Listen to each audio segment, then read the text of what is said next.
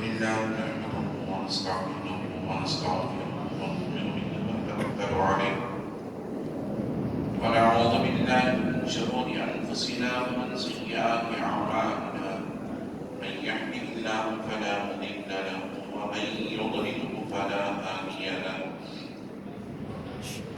ونشهد أن لا إله إلا الله وحده لا شريك له ونشهد أن سيدنا ونبينا وحبيبنا وطبيبنا وطبيب قلوبنا وشفيعنا وشفاء صدورنا وأعلانا وأولانا ومولانا وملكانا ومأوانا محمدا عبده ورسوله أرسله بالحق بشيرا ونذيرا وداعيا إلى الله بإذنه وسراجا منيرا فقد قال الله تبارك وتعالى في القرآن المجيد والفرقان الحميد فأعوذ بالله من الشيطان الرجيم بسم الله الرحمن الرحيم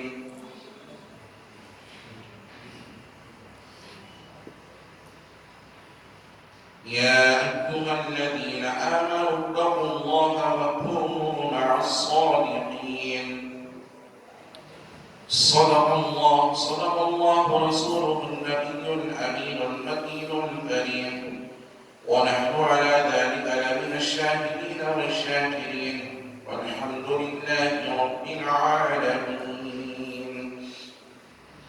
من علم ربنا إصبع محمدا من علم ربنا إصبع محمدا أيده بأيده لجدنا بأحمدا أرسله مبشرا أرسله ممجدا صلوا عليه دائما صلوا عليه سرمدا اللهم صل وسلم صلاة كاملة وسلم صلاة دائمة ذرے ذرے سے نمایاں ہے مگر پنہا ہے ذرے ذرے سے نمایاں ہے مگر پنہا ہے میرے معبود میری برداشتنی ہے عجیب دور اتنا کہ تخیل کی رسائی ہے محال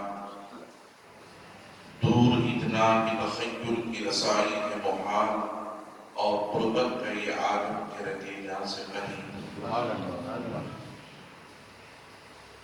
وہ دانائی سبل ختم رسول مولائے کل جسمی غبار راہ کو بخشی فروغ وادی سینہ جو نہ تھے خود راہ پر اوروں کے ہادی بن گئے کیا نظر تھی اس کی مردوں کو مسیحا کر دیا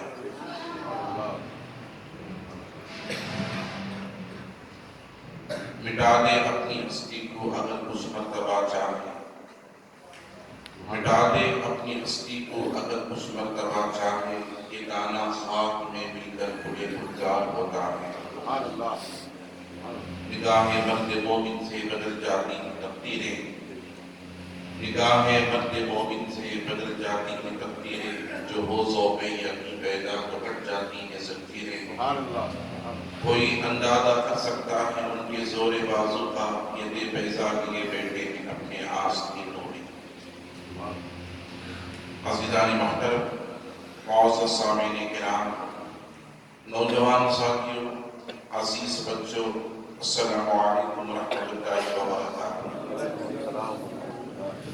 خطبے کے بعد میں اس آیت مبارکہ کی تلاوت کا شرف حاصل کیا ہے اسے موضوع سخن بنانے سے قبل آئین اور آپ مل کر سب سے پہلے منتظر اختراع کے وکیل سراج الصالحین انیس العارفین رحمت للعالمین مکے کے سردار مدنی تاجدار دائی حلیمہ کے پیارے بے سہاروں کے سہارے نبی محترم رسول مکرم نور مجسم آفتاب رسالت ماہتاب نبوت کونین کی زینت اور اسار امت صاحب جود و عطا غریبوں کے آقا و مولا حضور سید عالم احمد مصطفیٰ جناب محمد رسول اللہ صلی اللہ علیہ وسلم کی مقدس ذات بابرکات کی بارگاہ میں عقیدتاً محبتاً تحفتاً ہدیہ درود شریف کا نذرانہ پیش فرمائیں پڑھیں گے اللہم صلی علی سیدنا شفیعنا حبیبنا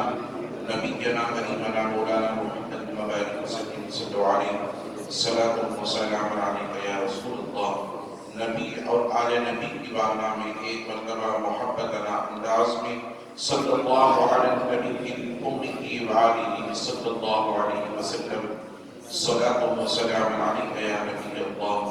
رسول اور آل رسول کی بارگاہ میں ایک مرتبہ بآواز بلند اللہم صلی علی سیدنا محمد عادل الجود والکرم وعلى آلہ الکرام واصحابہ الہدام اجمعین وبارک وسلم عبدا لی خمسۃ اطفی بہا حق الوباء الحاکمہ المصطفى والمرتضى وابناهما والفاطمہ وسیدی یا الہی کل صعب بحرمت سید الابرار سید۔ اللہ تبارک و تعالی عز و جل کا بے پایاں فضل و کرم ہے جس نے ہمیں اور آپ اس کے پیارے حبیب دانائے نبوت صلی اللہ علیہ وسلم کی امت پہ پیدا فرمایا۔ لاکھوں کروڑوں درود و سلام اس کے آخری پیارے رسول علیہ السلام کی مقدس ذات بابرکات پر جن کی خاطر اللہ رب العزت نے تمام کائنات کا وجود بخشا۔ عزیزان محترم، میں نے گزشتہ جمعہ خواجہ خواجگان نائب رسول عطائے رسول خواجہ غریب النواز معین الدین چشتی حسن زنجری اجمیری درولی علیہ الرحمہ کے زندگی کے تعلق سے کچھ گوشے آپ حضرات کے درمیان گوشے گزار کی ہے۔ یہ وہ مہینہ ہے جس مہینے کی فضیلت کے تعلق سے بھی آپ حضرات نے گزشتہ جمعہ سماعت فرمایا، جیسا کہ ہمارے اور آپ کے پیارے آقا جناب محمد رسول اللہ صلی اللہ علیہ وسلم نے ارشاد فرمایا، جب بھی رجب کا مہینہ تشریف لاتا تو اللہ کے حبیب علیہ السلام اللہ کی بارگاہ میں دعا کے لیے ہاتھ اٹھاتے اور یہ عرض کرتے اللہم بارک لنا فی رجب و شعبان وبلغنا رمضان۔ اور اس ماہ کی مناسبت قرآن سے بھی ثابت ہے۔ 4 مہینوں کو اللہ رب العزت نے فیہا اربعۃ حرم، یعنی 12 مہینوں میں یہ 4 مہینے بڑے ہی عظمت والے ہیں، ان میں سے رجب کا مہینہ بھی ہے۔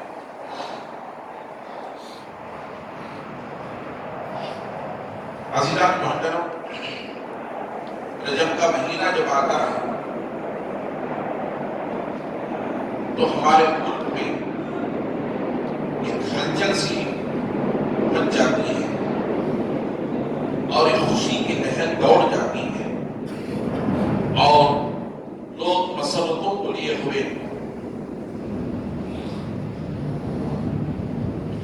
باعتبار ایمان کے احسان کو جانتے ہوئے اور مانتے ہوئے جن کے توسط سے، جن کی نسبت سے اور جن کے صدقے سے ہمیں اور آپ کو ایمان ملا، ایمان ملا، رحمان ملا، اس خواجہ خواجگان کی یاد تازہ کیا کرتے ہیں۔ یہی وہ مہینہ ہے جس مہینے میں عظیم الشان پیمانے پر اجمیر شریف کی دھرتی پر نائب رسول عطائے رسول کا عرس مبارکہ منایا جاتا ہے۔ عزیزان محترم، خواجہ غریب النواز عطائے رسول معین الدین چشتی حسن زنجری اجمیری درولی علیہ الرحمہ، جنہوں نے دین کی خاطر، اسلام کی خاطر، اللہ اس کے حبیب علیہ السلام کی رضا کی خاطر اپنے شہر کو خیر آباد کہا، اپنی ساری جائیداد اور ملکیت کو فروخت کر کے اللہ اس کے حبیب علیہ السلام کی راہ میں غربا و مساکین میں تقسیم فرما دیا، اور آقا علیہ السلام کے فرمان کے مطابق آپ حجاز کی سرزمین میں تشریف لائے۔ ملک عرب کو آپ نے خیر آباد کہا، اپنے والدین کو اور اپنے آبا و اجداد کو چھوڑا، کس کی خاطر؟ دین کے خاطر، اسلام کے خاطر، اللہ اس کے حبیب علیہ السلام کے فرامین کے خاطر، جیسا کہ میرے اور آپ کے پیارے آقا نے ارشاد فرمایا بلغوا انی ولو آیا، اگر تم ایک بات بھی جانتے ہو میری تو میرے باتوں کو دوسروں تک پہنچاؤ۔ عزیزان محترم، گزشتہ جمعہ میں نے غالباً پونا گھنٹہ غریب نواز علیہ الرحمن کی زندگی پر، آپ کی پیدائش پر اور آپ کے حسن کردار پر، حسن اخلاق پر، کس طرح غریبوں سے محبت کرتے تھے، کس طرح بچوں کے ساتھ وہ ہمدردی سے پیش آتے تھے، کس طرح بزرگان دین کی خدمت کیا کرتے تھے، اور کس طرح سے وہ لوگوں کے ساتھ ہمدردی سے پیش آتے تھے، اور کیا خوبیاں تھی غریب نواز کے اندر، تلاوت قرآن کس طرح فرمایا کرتے تھے، اللہ رب العزت کی بندگی میں کس طرح مشغول رہا کرتے تھے، اللہ رب العزت کے احکامات پر کس طرح پابندی کے ساتھ عمل پیرا رہا کرتے تھے، آقا علیہ السلام کی سنتوں کی کس طرح اشاعت کیا کرتے تھے، آقا علیہ السلام کی محبت اور دین اسلام کی محبت، اللہ رب العزت کی محبت کس طرح غریب نواز کے دل میں موجزت تھی، موج مارتی تھی، آپ نے گزشتہ جمعہ سماعت فرمایا۔ آج میں آپ حضرات کے سامنے عرض کرتا چلوں کہ ساری دنیا میں آج رجب کا مہینہ آتا ہے، رجب کے 6 تاریخ آتے ہیں، تو رجب کے 6 تاریخ آتے ہی ایک ہلچل سی خوشی اور مسرت کی لہر دوڑ جاتی ہے، اور غریب نواز کے تعلق سے آپ کے احسانات کو یاد کرتے ہوئے، آپ کے دین و سنت کے فروغ کو یاد کرتے ہوئے، دین سنت کی اشاعت کو یاد کرتے ہوئے، ہر عاشق اپنے اپنے گھروں میں غریب نواز کے نام سے قرآن خوانی کا اہتمام کرتا ہے، درود خوانی کا اہتمام کرتا ہے، جلسوں کے انعقاد ہوتے ہیں، محفلیں منعقد کی جاتی ہیں، ہر ایک اپنے اپنے طریقے سے وہ غریب نواز کی یاد بنایا کرتے ہیں۔ عزیزان محترم، کیوں نہ منائیں؟ یہی وہ غریب نواز ہیں جن کے توسل سے اللہ رب العزت نے ملک ہند کے اندر 1,99,99 لاکھ جو ہیں غیر مسلموں کو کلمہ پڑھا کر جنہوں نے مسلمان بنایا، دین کی آغوش میں لے کر آئے۔ عزیزان محترم، یہ کوئی معمولی بات نہیں ہے۔ آپ آرام سے ہندوستان تشریف لائے، لوگ سمجھتے ہیں غریب نواز ایک اللہ کے ولی ہیں، ان کی نگاہوں سے اسلام پھیل گیا، ان کے کردار سے اسلام پھیل گیا، اور انہیں دیکھ کر لوگ اسلام قبول کرے۔ ہاں، یہ بھی بات سچ ہے کہ آپ کا کردار اعلیٰ کردار تھا، آپ کا حسن اعلیٰ حسن تھا، آپ کی زندگی اعلیٰ زندگی تھی۔ کیوں نہ اعلیٰ کردار ہوتا؟ جبکہ آپ کی زندگی کو دیکھا جائے، آپ کے گھرانے کو دیکھا جائے، تو آپ کا گھرانہ کوئی معمولی گھرانہ نہیں تھا، وہ حسن حسین کا گھرانہ تھا، مولائے کائنات کا گھرانہ تھا، اہل بیت کا گھرانہ تھا۔ جس گھرانے سے آپ کا تعلق تھا وہ سادات رسول تھے۔ عزیزان محترم، میں آپ کو بتاتا چلوں کہ یہ مہینہ وہ مہینہ کہ آپ تشریف لائے ملک ہند کے اندر، یہ مہینہ نہیں تھا، بلکہ یہ مہینہ آپ کا عرس منایا جاتا ہے۔ اس مہینے میں آپ دنیا سے ہوئے، دنیا سے پردہ ہوئے، دنیا سے وفات پائے، یہی وہ مہینہ اس مہینے میں آپ کی یاد کو ساری دنیا میں تازہ کیا جاتا ہے، منایا جاتا ہے۔ عزیزان محترم، آپ کی زندگی کو دیکھا جائے، عزیزان محترم، ہم یہ سمجھتے ہیں کہ غریب نواز کی نگاہوں سے دین پھیل گیا، آپ کے کردار سے دین پھیل گیا، آپ کی جو محنتیں تھیں، آپ کی جو مشقتیں تھیں، ہندوستان میں آپ کو رہنے نہیں دیا گیا، آپ کو بیٹھنے نہیں دیا گیا، آپ کو سونے نہیں دیا گیا، آپ کو کھانے نہیں دیا گیا۔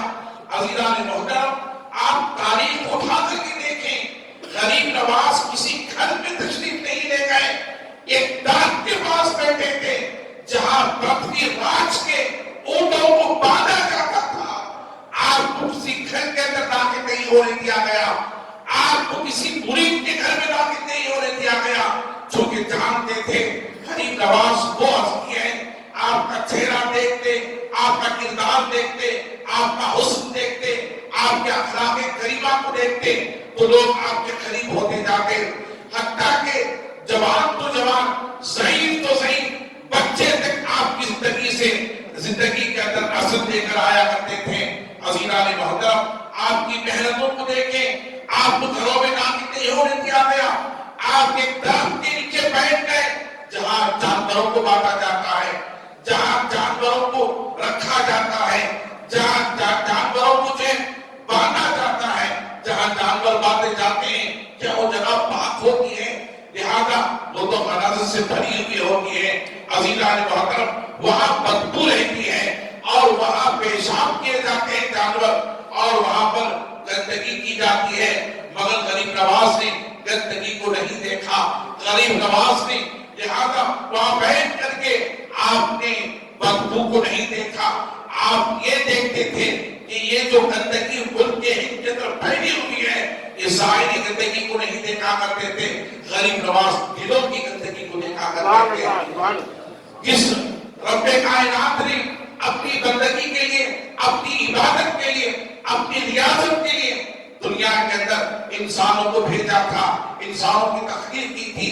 آپ اندازہ کریں، انسان کھانے کے لیے نہیں آیا، انسان پینے کے لیے نہیں آیا، انسان سونے کے لیے نہیں آیا، انسان کے دنیا کے عیش و عشرت کو حاصل کرنے کے لیے نہیں آیا، انسان دنیا کے اندر رہ کر کے دنیا کے فراوانیوں کو حاصل کرنے کے لیے نہیں آیا، بلکہ آپ اندازہ کریں، اللہ رب العزت کے کلام کو کھولیں، وہ کلام، اس کلام کے اندر میرے رب نے فرمایا وَمَا خَلَقْتُ الْجِنَّ وَالْإِنسَ إِلَّا لِيَعْبُدُونَ۔ اللہ فرماتا ہے ہم نے جنات اور انسان کو اس لیے پیدا کیے تاکہ وہ اللہ کی بندگی بچا لائیں، تاکہ وہ اللہ کی عبادت بچا لائیں۔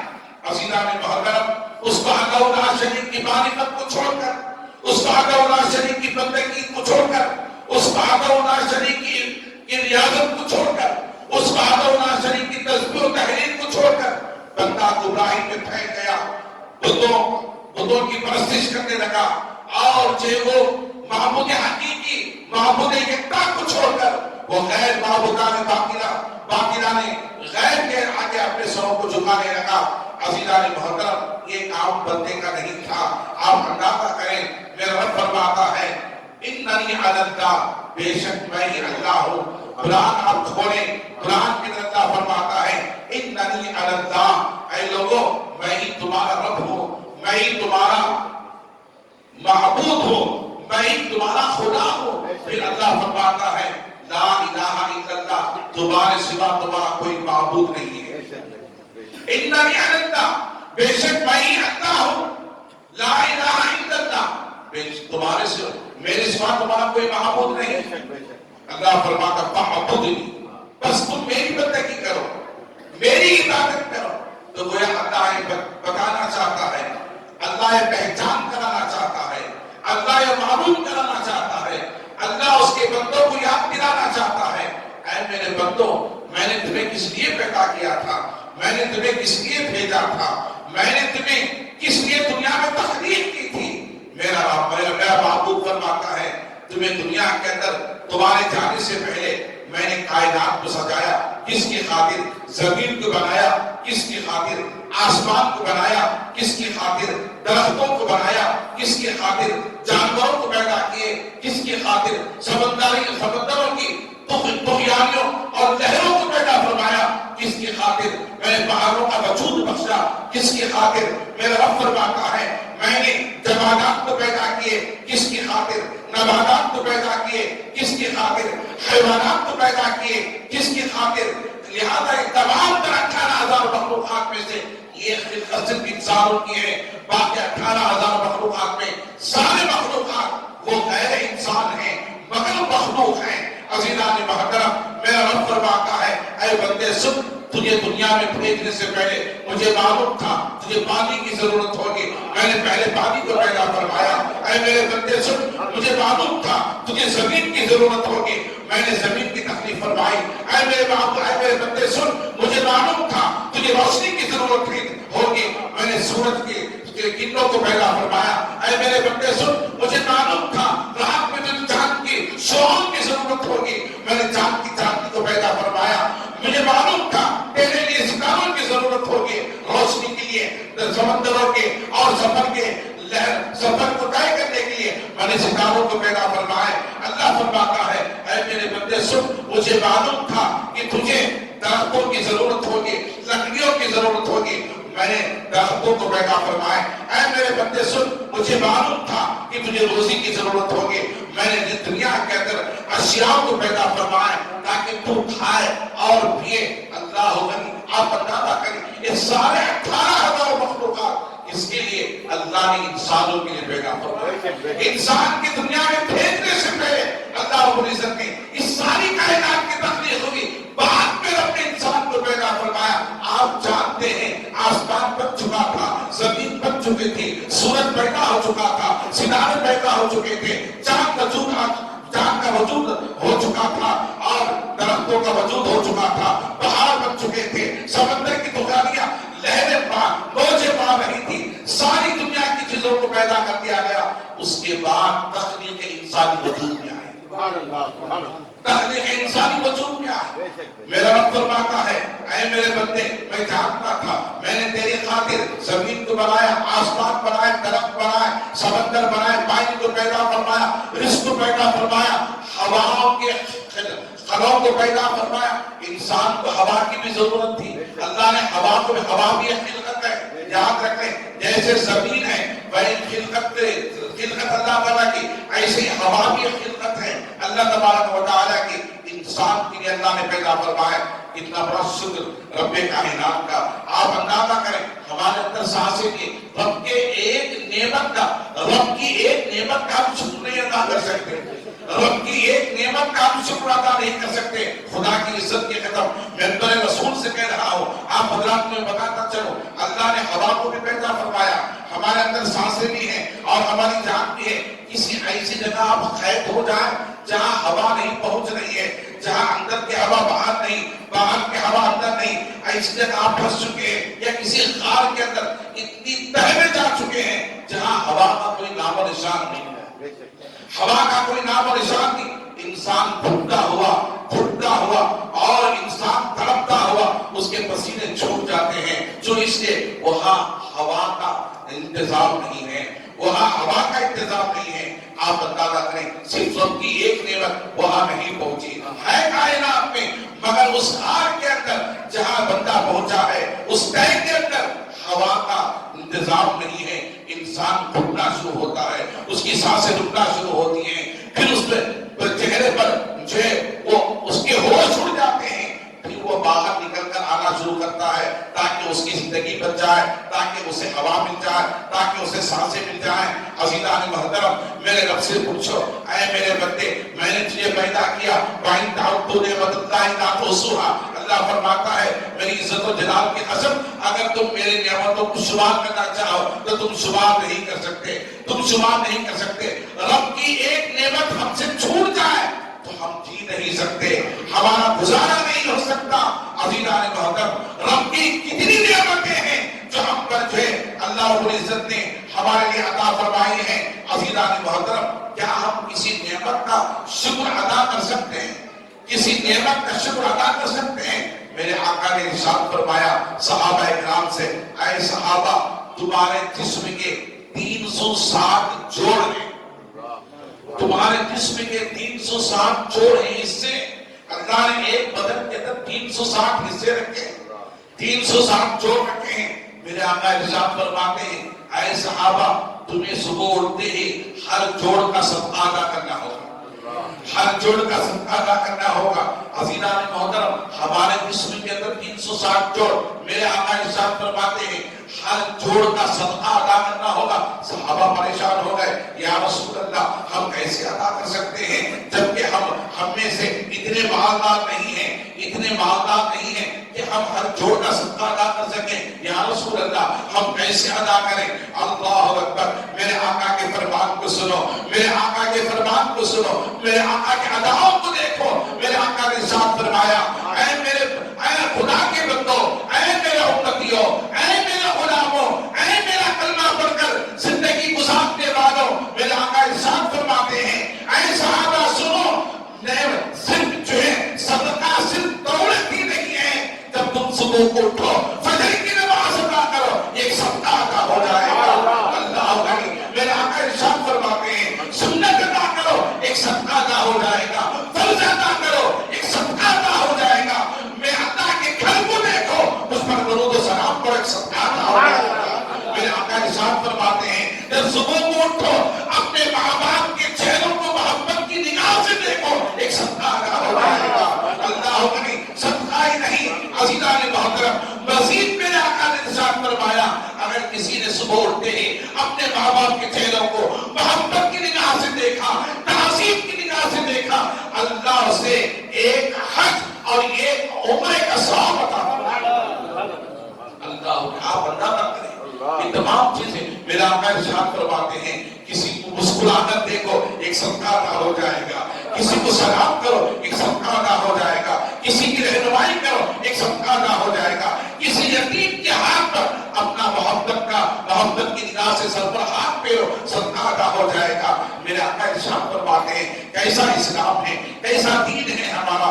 اللہ غنی، میرا رب فرماتا ہے اے میرے بندو میں نے تمہیں 360 جوڑ صرف تمہارے بدن کے اندر عطا کیے تو ساری مخلوق کے اندر تمہارے لیے کتنی چیزوں کو میں نے پیدا فرمایا۔ آپ اندازہ کریں کیا ہم رب کا شکر ادا کر سکتے ہیں؟ خدا کی قسم ہم رب کا شکر نہیں ادا کر سکتے۔ اور اللہ فرماتا ہے اننی انا اللہ، بے شک میں ہی اللہ ہوں، لا الہ الا اللہ، میرے سوا کوئی تمہارا معبود نہیں۔ پھر میرا رب فرماتا فاعبدنی، بس تم میری بندگی بجا لو، میری عبادت کرو، میری ریاضت کرو، اسی عبادت کی خاطر، اسی ریاضت کی خاطر، اسی بندگی کی خاطر خواجہ غریب نواز بندوں کو راہ ہدایت بتانے کے لیے ملک ہند تشریف لائے۔ انہوں نے بدبو کو نہیں دیکھا، انہوں نے گندگی کو نہیں دیکھا۔ ظاہری جو گندگی ہے وہ تو گندگی ہوتی ہے، ایک جو ہے طہارت صغریٰ کہلاتی ہے، ایک طہارت کبریٰ کہلاتی ہے۔ آپ علماء سے پوچھیں طہارت صغریٰ کیا ہے، طہارت کبریٰ کیا ہے؟ ایک بڑی ناپاکی ہے، ایک چھوٹی ناپاکی ہے۔ عزیزان محترم چھوٹی ناپاکی بدن کے اوپر کوئی گندگی لگ جائے اسے نہارے صاف کرتے پانی سے وہ دور ہو جاتی ہے، مگر دل کے اندر جب کفر رہتا ہے وہ نہانے سے بھی دور نہیں ہوتا۔ غریب نواز ظاہری گندگی کو نہیں دیکھتے تھے، غریب نواز باطنی گندگی کو دیکھا کرتے تھے۔ جس گندگی کو دیکھ کر غریب نواز اس گندگی کو چھوڑ کر لوگوں پہ نگاہ ڈالی اور آپ نے محنت و مشقت کی، اپنی زندگی کو داؤ پر لگایا ملک ہند کے اندر آ کر۔ عزیزان محترم اس طرح سے آپ نے دین اسلام کی اشاعت فرمائی، دین کا چراغ آپ نے ملک ہند کے اندر جلایا جو آج تک روشن ہے۔ خدا کی عزت کی قسم یہ چراغ قیامت تک روشن ہے۔ جس چراغ کو غریب نواز نے روشن کیا ہے دین اسلام کا، نبی کی سنتوں کا، وہ قیامت تک روشن رہے گا۔ درود شریف پڑھیں اللہم صلی علی سیدنا حبیبنا نبینا کریمنا مولانا محمد نبی وسلم صلی اللہ علیہ وسلم والسلام علیکہ یا رسول اللہ صلی اللہ علیہ وسلم۔ عزیزان محترم میں آپ حضرات کو عرض کرنا چاہوں کہ دین پر ہمیں عمل کرنا چاہیے، اسلام پر ہمیں عمل کرنا چاہیے، نبی کی سنتوں کو ہمیں سیکھنا چاہیے، نبی کے کردار کو ہمیں اپنانا چاہیے۔ ہم مسلمان ہیں، نام کے مسلمان نہیں بلکہ کام کے مسلمان ہونا چاہیے۔ میرا رب فرماتا ہے لقد کان لکم فی رسول اللہ اسوۃ حسنہ، اے لوگو اگر تم اپنی زندگی کو بہتر بنانا چاہتے ہو تو میرے محبوب کی زندگی کو اپناؤ، بے شک بے شک، میرے محبوب کی زندگی کو اپناؤ۔ عزیزان محترم، کتنے ایسے ہمارے نوجوان ہیں، اگر کسی کو پوچھا جائے کہ آپ وضو کیسے بناتے ہیں، وضو میں کتنے فرائض ہیں، وضو میں کتنی سنتیں ہیں، وضو کے کتنے مکروہات ہیں، کیا بتا سکتے ہیں؟ نہیں بتا سکتے۔ ہم نماز پڑھتے ہیں، بتائیں نماز میں کتنے فرائض ہیں، کیا ہم بتا سکتے ہیں؟ نہیں بتا سکتے۔ نماز کے کتنے واجبات ہیں، کیا ہم بتا سکتے ہیں؟ نہیں بتا سکتے۔ نماز کے کتنے مکروہات ہیں، کیا ہم بتا سکتے ہیں؟ نہیں بتا سکتے۔ یاد رکھ لیں، جب تک ہم نماز کے مسائل نہیں سیکھیں گے، غسل کے مسائل نہیں سیکھیں گے، اور وضو کے مسائل نہیں سیکھیں گے، ماں باپ کے ساتھ حسن سلوک کے مسائل نہیں سیکھیں گے، بیوی اور بچوں کے ساتھ کس طرح برتاؤ کرنا چاہیے وہ مسائل ہمیں نہیں سیکھیں گے۔ سارے مسائل ہیں عزیزان محترم، ہمیں سیکھنا چاہیے۔ نکاح کے مسائل کو ہمیں سیکھنا چاہیے۔ بہت سے نوجوان ایسے ہیں جن کو نکاح کیا ہے اسے وہ معلوم نہیں ہے، اور نکاح خانے کے بعد کیا شرائط ان پر واجب لاگو ہو جاتے ہیں اس کا علم انہیں نہیں ہے۔ عزیزان محترم، طلاق کا مسئلہ آتا ہے، از بار بار نہ جانے کتنی مرتبہ زبان سے کہہ دیتے ہیں مجھے تیری ضرورت نہیں ہے، میں نے تجھے چھوڑ دیا، میں نے تجھے چھوڑ دیا، میں نے تجھے چھوڑ دیا۔ عزیزان محترم یاد رکھ لے، میں پر رسول سے کہہ رہا ہوں، 3 مرتبہ اگر کسی نے اردو میں کہہ دیا میں نے تجھے چھوڑ دیا، میں نے تجھے چھوڑ دیا، میں نے تجھے چھوڑ دیا، تو طلاق واقع ہو جاتی ہے، بیوی اس پر حرام ہو جاتی ہے۔ آپ علماء سے پوچھیں، طلاق یہ عربی کا جملہ ہے، آپ اگر اردو میں بھی کہہ دیں کہ میں نے تجھے چھوڑ دیا تو یاد رکھیں ایک طلاق واقع ہو جائے گی۔ پھر کہا اس نے میں نے تجھے چھوڑ دیا، 2 طلاق واقع ہو جائے گی۔ پھر اس نے کہا میں نے تجھے چھوڑ دیا، 3 طلاق واقع ہو جائے گی۔ اس کے بعد اس کے ساتھ رہنا گناہ ہے، اپنی زندگی کو گزارتا ہے، وہ ساری زندگی زنا میں ملوث رہتی ہے، اور اس کے ذریعے سے جو اولادیں پیدا ہوتی ہیں وہ ولد الحرام کہلاتی ہیں۔ آپ علماء سے پوچھیں، مسائل سیکھیں نوجوان، نکاح اس لیے نہیں کیا جاتا کہ زبان سے کہے کہ میں نے تجھے چھوڑ دیا، یا کہے میں نے تجھے طلاق دے دیا۔ نکاح اس لیے نہیں ہوتا ہے، نکاح زندگی گزارنے کے لیے ہوتا ہے، نکاح زندگی اپنانے کے لیے ہوتا ہے، نکاح اللہ کے رسول کو راضی کرنے کے لیے ہوتا ہے، نفس کی خواہشوں کو پورا کرنے کے لیے نکاح نہیں ہے، بلکہ اپنی زندگی کو گناہوں سے بچانے کے لیے نکاح ہے، اپنی زندگی کو گناہوں سے بچانے کے لیے نکاح ہے۔ درود شریف پڑھیں، اللہم صل علی سیدنا شفیعنا حبیبنا نبینا کریمنا مولانا محمد وبارک وسلم صلی اللہ علیہ صلاۃ و سلام علیک یا رسول اللہ۔ ہمیں مسائل سیکھنا چاہیے۔ عزیزان محترم، میں آپ حضرات کو بتاتا چلوں، یہی وہ مہینہ میں سنتوں کو ہمیں سیکھنا چاہیے، دین کی مسائل کو ہمیں سیکھنا چاہیے، زندگی کی ضروریات کو ہمیں سیکھنا چاہیے۔ میں آپ حضرات کو بتاتا چلوں، ہمارے محلے کے اندر بمناڈی علاقے میں جو بیگو روڈ میں جامعہ مسجد ہے اہل سنت والجماعت کی، وہاں پر اتوار کے دن علماء الجامعۃ النوریہ کی جانب سے ایک عظیم الشان اجلاس رکھا گیا ہے، سنت و بھلا اجتماع رکھا گیا ہے۔ بیگو روڈ کی جامعہ مسجد میں اتوار کے دن سنت و بھلا اجتماع رکھا گیا ہے، یہ علماء کی جانب سے ہے۔ بڑے بڑے علماء اکرام تھے، مفتی شہزاد عالم صاحب قبلہ بریلی شریف سے تشریف لا رہے ہیں، دوسرے علماء بھی تشریف لا رہے ہیں۔ آپ حضرات سے گزارش ہے کہ آپ حضرات اتوار کے دن اپنا وقت نکالیں۔ یاد رکھ لیں، میرے آقا ارشاد فرماتے ہیں جب دنیا ختم ہو جاتی ہے، انسان جب موت کا نوالہ بنتا رہتا ہے، اسے نماز یاد آتی ہے، اسے روزہ یاد آتا ہے، اسے تلاوت قرآن یاد آتا ہے، پھر اسے ماہ رمضان کے روزے یاد آتے ہیں، ماں باپ کی خدمت یاد آتی ہے، یتیموں کے ساتھ بیواؤں کے ساتھ اس نے سلوک یاد آتا ہے جو اس نے زندگی میں نہیں کیا تھا۔ اسے معلوم یہ نہیں تھا کہ اتنا جلدی اسے موت واقع ہو جائے گی، موت کا فرشتہ اس کے سامنے آ کر کھڑا ہو جائے گا۔ عزیزان محترم، اسے معلوم نہیں تھا۔ عزیزان محترم، میں آپ حضرات کو بتاتا چلوں، موت کا فرشتہ قریب آتا ہے تب اسے نمازیں یاد آتی ہیں، روزہ یاد آتا ہے، تلاوت قرآن یاد آتا ہے، اسلام یاد آتا ہے، دین یاد آتا ہے۔ نبی کی سنتیں یاد آتی ہیں، مگر اس وقت ایک رکعت پڑھنے کا موقع تمہیں نہیں دیا جائے گا، ایک آیت قرآن کی تلاوت کرنے کا موقع تمہیں نہیں دیا جائے گا۔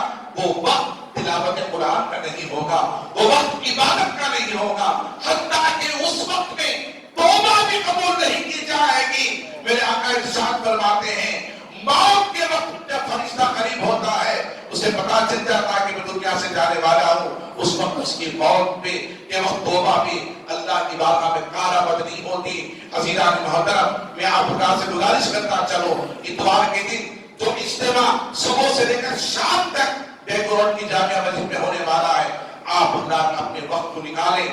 میں نے بتایا آج موقع ہے، آپ نکالیں، کل موت کا فرشتہ قریب ہوگا، تب تم سوائے ہاتھ بننے کے کوئی چارہ نہیں، سوائے ہاتھ بننے کے کوئی چارہ نہیں ہوگا۔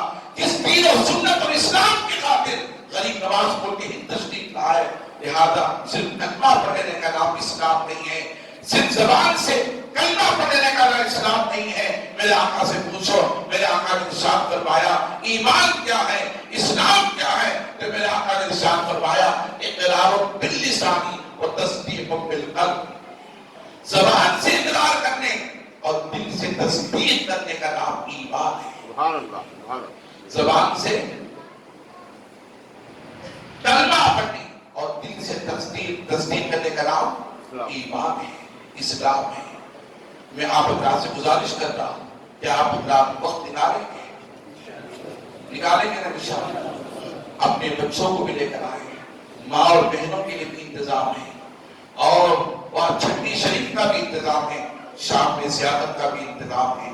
آپ حضرات سے گزارش ہے کہ آپ حضرات بیگ روڈ کی جامع مسجد آنے والے اتوار کے دن صبح سے شام تک نیت کر لیں، اللہ کی بارگاہ مولا میں تیری خاطر، تیرے محبوب کی رضا کی خاطر، دین اسلام کو سیکھنے کی خاطر میں ایک دن اتوار کا میں تیری خاطر میں لگا دیتا ہوں، تیری خاطر میں نکال دیتا ہوں۔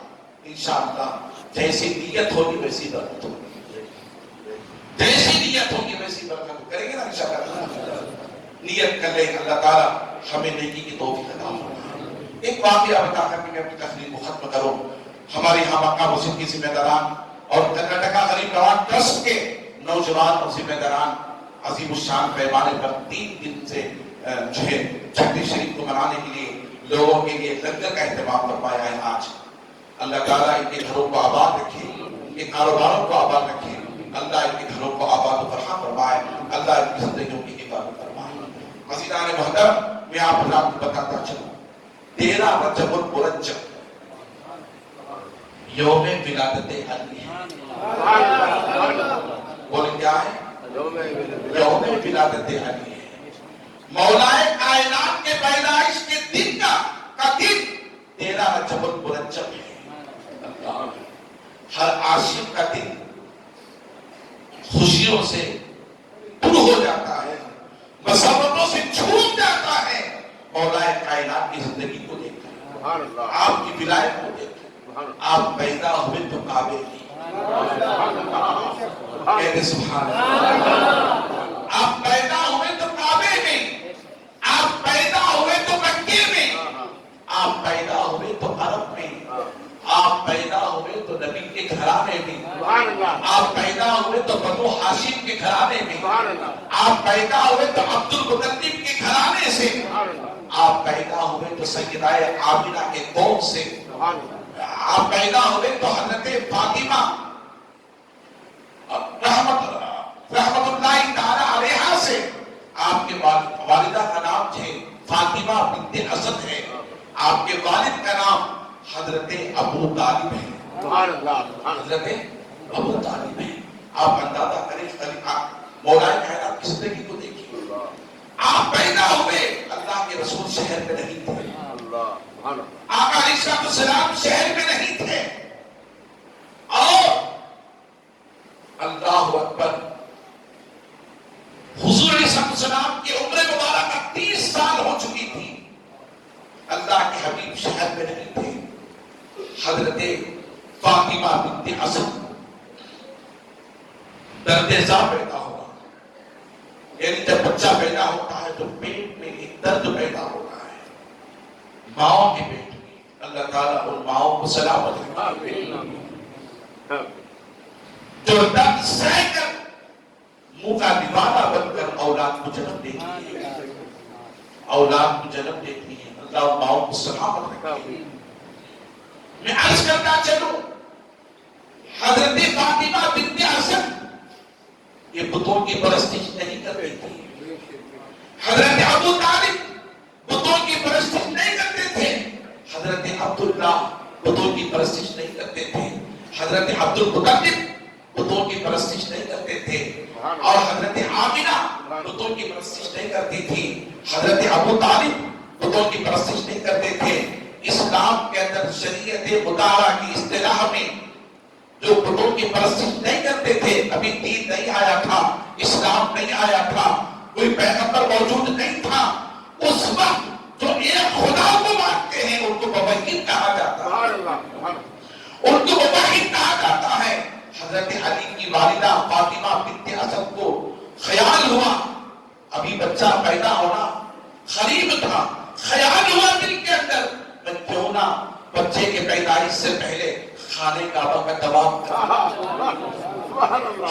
کعبہ کا طواف کر لو۔ اللہ اکبر، آپ گئی اور جانے کے بعد خانہ کعبہ کا طواف کرنے لگی، جیسے جیسے خانہ کعبہ کا طواف کر رہی تھی آپ کے پیٹ میں درد شروع ہوا، حتیٰ کہ بچہ پیدا ہونے کا وقت قریب آ گیا تو آپ خانہ کعبہ کے اندر چلی گئی، پردے کی خاطر اندر چلی گئی، اور آپ کو بچہ پیدا ہوا، جو بچہ پیدا ہوا اس کا نام مولا کائنات تھا، مولا علی شیر خدا کرم اللہ وجہہ قریب تھا۔ عزیزان محترم، جب آپ پیدا ہوئے لوگ جمع ہو گئے، ابو طالب بھی چلے گئے، سارے لوگ جمع ہو گئے، پتہ چلا حضرت علی پیدا ہوئے ہیں۔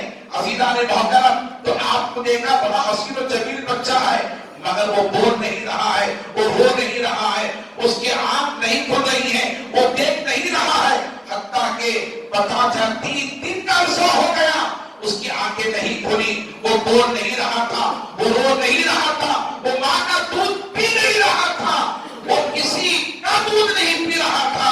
عزیزان محترم، جب اللہ کے رسول صلی اللہ علیہ وسلم مکہ تشریف لائے، پتہ چلا کہ آپ کے گھر کے اندر، آپ کے چچا کے گھر کے اندر حضرت فاطمہ بنت اسد کے گود سے بچہ پیدا ہوا ہے، تو آپ دوڑے دوڑے چلے آئے، آپ سے اجلت میں چلے آئے، آنے کے بعد حضرت آپ نے چچا سے کہا، اے چچا جان، اے ابو، آپ مجھے بچے کو دیں، تو سارے لوگ کہنے لگے ابو طالب کے گھر میں جو بچہ پیدا ہوا ہے وہ دیکھ نہیں سکتا، وہ بول نہیں سکتا، وہ پی نہیں سکتا، وہ کھا نہیں سکتا، شور مچ گیا سارے مکہ شہر کے اندر۔ عزیزان محترم، میرے آقا نے بھی دیکھا کہ میرے گھر کے اندر جو بچہ پیدا ہوا ہے وہ کیسے دیکھ نہیں سکتا، وہ کیسے بول نہیں سکتا، جن کی نگاہیں صبح شام مصطفیٰ جان رحمت کی اپنی ماں فاطمہ بنت اسد پر پڑا کرتی تھی اور ابو طالب پر پڑا کرتے تھے۔ عزیزان محترم، مصطفیٰ جان رحمت نے کہا وہ کیسے دیکھ نہیں سکتا، جس کے پیٹ پر میری نگاہ پڑتی تھی، جس کے چہرے پر میری توجہ پڑا کرتی تھی، اور جن کے باپ پر میری شفیقانہ رفیقانہ محبت کی نگاہ پڑا کرتی تھی، وہ کیسے بول نہیں سکتا۔ آپ گئے، جانے کے بعد سارے لوگوں نے کہا اے محمد عربی، یہ بچہ بول نہیں سکتا، اے محمد عربی یہ بچہ دیکھ نہیں سکتا، اے محمد عربی یہ بچہ پی نہیں سکتا، کوئی غذا نہیں کھایا اب تک۔ اللہ کے رسول نے فرمایا لاؤ اس بچے کو میرے ہاتھ میں دو، لاؤ اس بچے کو میرے ہاتھ میں دو۔ جیسے ہی اللہ کے رسول کے ہاتھ میں حضرت علی مولا کائنات شیر خدا کا نب اللہ تعالیٰ حضور کریم کو دیا گیا، مصطفیٰ جان رحمت نے اپنے ہاتھوں میں لیا، مصطفیٰ کی نگاہ اس مولا کائنات پر پڑی، جیسے ہی پڑی اس بچے نے سب سے پہلا جو کائنات کی نظروں کو دیکھا، کائنات کو دیکھا تو مصطفیٰ کا چہرہ، وہ مصطفیٰ کا چہرہ تھا۔ اللہ غنی، آپ اندازہ کریں بچے نے اپنی ماں کو تک نہیں دیکھا، اپنے باپ کو تک نہیں دیکھا، دیکھا تو مصطفیٰ کے چہرے کو دیکھا۔ میرے آقا نے فرمایا کون کہتا ہے کہ یہ بچہ دیکھ نہیں سکتا، یہ بچہ دیکھ نہیں سکتا، یہ بچہ وقت کا امام ہوگا، یہ بچہ وقت کا علی ہوگا، یہ بچہ وقت کا ولی ہوگا۔ عزیزان محترم، میرے آقا نے ارشاد ارشاد فرمایا یہی وہ علی ہے جس کے دل سے ولایت تقسیم ہوگی، یہی وہ علی ہے جس کے دل سے ولایت تقسیم ہوگی۔ عزیزان محترم، میں آپ حضرات کو عرض کرتا چلو، صرف دیکھا ہی نہیں، حضور صلی اللہ علیہ وسلم نے اسے اپنا لعاب نکالا۔ کیا نکالا؟ بولے کیا نکالا؟ ہم اردو میں کیا کہتے ہیں؟ اس کو دھوپ کہتے ہیں، مگر حضور کے لعاب کو دھوپ نہیں کہتے، لعاب مبارکہ، لعاب مبارکہ ہے۔ حضور نے اپنے دہن مقدسہ سے لعاب کو نکالا، منہ سے لعاب کو نکالنے کے بعد حضرت علی کے منہ میں چٹایا، حضرت علی کے منہ میں چٹایا۔ آج ہم اگر کسی کے گھر میں بچہ پیدا ہوتا ہے تو ہم کیا کرتے ہیں؟ کھجور سے شہد چٹاتے ہیں، اور حضور نے کیا کیا؟ حضور نے اپنا لعاب چٹایا، حضور نے اپنا لعاب کھلایا حضرت علی کو۔ پھر آقا علیہ السلام نے صرف کھلایا ہی نہیں، منہ سے نکال کر کے مصطفیٰ جان رحمت نے اس بچے کو اپنے چہرے کے قریب کر لیا، اپنے منہ کے قریب کر لیا، پھر اپنی جیب دہن مبارکہ کو نکالا، جیب کو نکالنے کے بعد اس بچے کے منہ میں دے دیا، اس بچے کے منہ میں دے دیا۔ دینا تھا وہ بچہ نبی کی جیب کو، دہن مبارکہ کو چوسنا شروع کر دیا، اور چوسنا شروع کر دیا، اتنا چوسا، اتنا چوسا، اتنا چوسا، مصطفیٰ کے دہن کو چھوڑنا نہیں چاہ رہا تھا، مصطفیٰ کے دہن کو چھوڑنا نہیں چاہ رہا تھا۔ عزیزان محترم، علی کہنے لگے پکار کے دن سے، اے دنیا والو، تم نے یہ سمجھا تھا کہ میں اندھا ہوں، تم نے یہ سمجھا تھا کہ میں نابینا ہوں، میں بول نہیں سکتا، میں دیکھ نہیں سکتا، میں کھا نہیں سکتا، ایسا نہیں ہے۔ میرے رب نے میرے دل کے اندر یہ القاء کر دیا تھا پیدا ہونے سے پہلے ہی۔ اے دنیا کے بچے سن، اے مخلوق انسان سن، جب تو تیری ماں کے پیٹ سے باہر آئے گا، جب تک تو میرے محبوب کا چہرہ نہیں دیکھے گا، کائنات کی طرف تو نظر نہیں فرمائے گا، کائنات کی طرف تو نظر نہیں فرمائے گا۔ وہ مولا کائنات ہے، وہ شیر خدا ہے۔ عزیزان محترم، انشاءاللہ تعالی میں اس موضوع کا آئندہ جمعہ کے لیے رکھوں گا۔ وقت کی قلت ہے، وقت کا تقاضا ہے۔ مولود کعبہ، مولا کائنات، مولا علی شیر خدا قدم اللہ تعالیٰ کرے، وہ ایسا بچہ حضرت خدیجہ فرماتی ہیں، ایک ہماری ماں حضرت خدیجہ فرماتی ہیں، ایک مرتبہ آقا نے ارشاد فرمایا عرب کے سردار کو بلا کر لے کر آؤ، عرب کے سردار کو بلا کر لے کر آؤ۔ حضرت خدیجہ نے کہا یا رسول اللہ، عرب کے سردار تو آپ ہیں، عرب کے سردار تو آپ ہیں۔ میرے آقا نے ارشاد فرمایا خدیجہ ہاں تم سچ کہتی ہو، مگر یاد رکھ لو عرب کا سردار میں نہیں ہوں، عرب کا سردار میرا علی ہے، عرب کا سردار میرا علی ہے۔ میں سارے آدم، نسل آدم کا سردار ہوں۔ میرا ارشاد فرماتے ہیں میں سارے نسل انسانی کا سردار ہوں، نسل آدم کا سردار ہوں، مگر میرا علی سارے عرب کے لوگوں کا سردار، میرا علی سارے لوگوں کا سردار ہے۔ وقت ختم ہو چکا ہے، ورنہ میں بتاتا علی کی زندگی کیا ہے، علی کا کردار کیا ہے، علی کی پیدائش کیا ہے، علی کا حسن کیا ہے، علی کی توجہ کیا ہے، علی کی زندگی کیا ہے۔ عزیزان محترم، انشاءاللہ تعالی آئندہ جمعہ آپ حضرات سماعت فرمائیں گے۔ اللہ تعالیٰ مجھے اور آپ کو نیکی کی توفیق عطا فرمائے، قرآن مجید احادیث کریمہ کی تعلیمات پر اللہ ہمیں عمل کی توفیق عطا فرمائے۔ وآخر دعوانا الحمدللہ رب العالمین، سنت عطا فرمائے۔